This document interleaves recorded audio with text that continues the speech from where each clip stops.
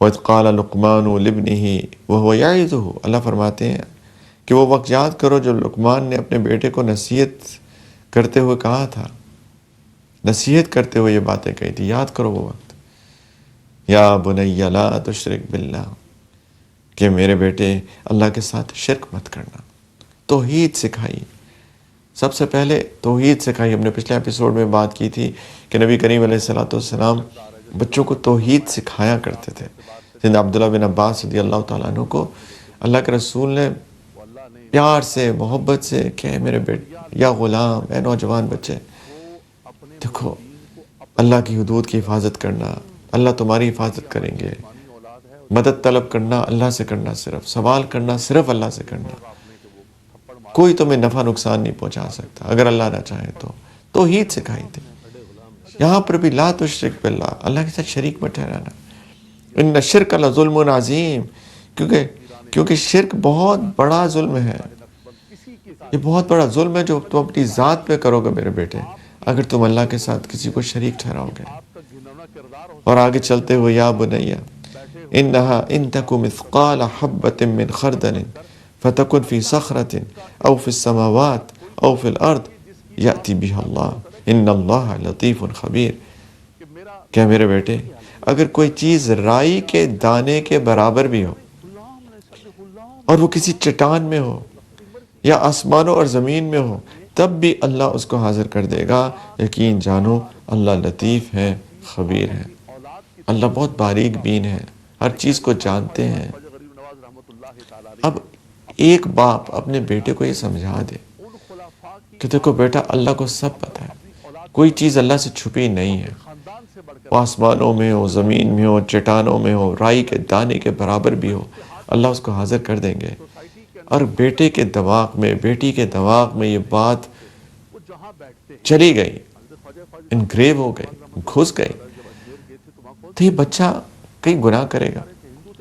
اس کو ہر وقت یہ اس چیز کا استحضار ہوگا کہ میں جو چیز غلط دیکھ رہا ہوں، غلط چیز دیکھ رہی ہوں، جو میں نے غلط کام کیا ہے اللہ کو پتہ ہے. پھر ہر وقت کی پولیسنگ کی ضرورت نہیں پڑے گی، مائکرو مینجمنٹ نہیں کرنی پڑے گی بچوں کی ہر وقت کہ وہ اب کیا کر رہا ہے اور اب کیا کر رہی ہے. اگر یہ بات اس کے دماغ میں چلی گئی، اور یہ جانے کا وقت بالکل چھوٹی عمر ہے، 3 4 5 سال کی عمر ہے، اس وقت جو بچے کو چیز بتائی جاتی ہے it's like writing on the stone, وہ پتھر پر لکیر کے مترادف ہوتی ہے، وہ انگریو ہو جاتی ہے. وہ زندگی میں کبھی اس بچے کے دل سے مٹے گی نہیں.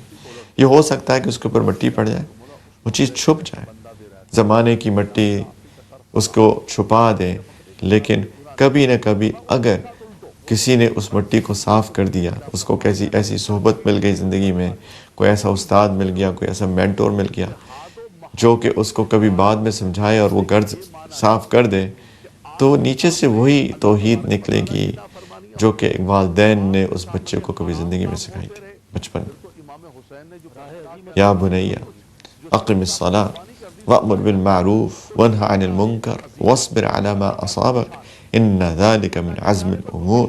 بیٹا نماز قائم کرو اور لوگوں کو نیکی کی باتیں بتایا کرو اور لوگوں کو برائی سے روکا کرو، اور جو تمہیں تکلیف پیش آئے اس پر صبر کرو، بے شک یہ بڑی ہمت کا کام.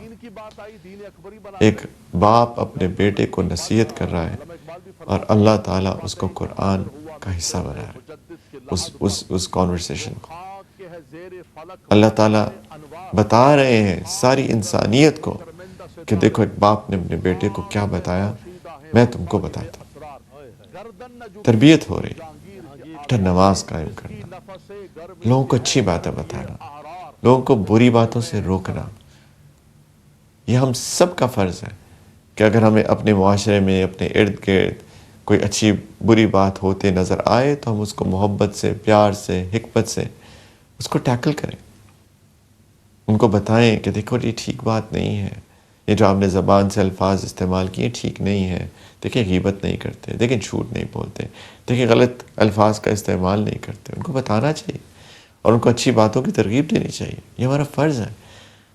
اور لقمان علیہ السلام نے بیٹے کو کہہ رہے دیکھو بیٹا ایسے بننا، اور مشکل آئے گی، یہ زندگی دار الابتلاء ہے، دارالامتحان ہے، اس کے اندر مشکل آئے گی، کبھی اونچ کبھی نیچ، کبھی صحت کبھی بیماری، کبھی مال آئے گا کبھی جائے گا، کبھی لوگ کچھ کہہ دیں گے.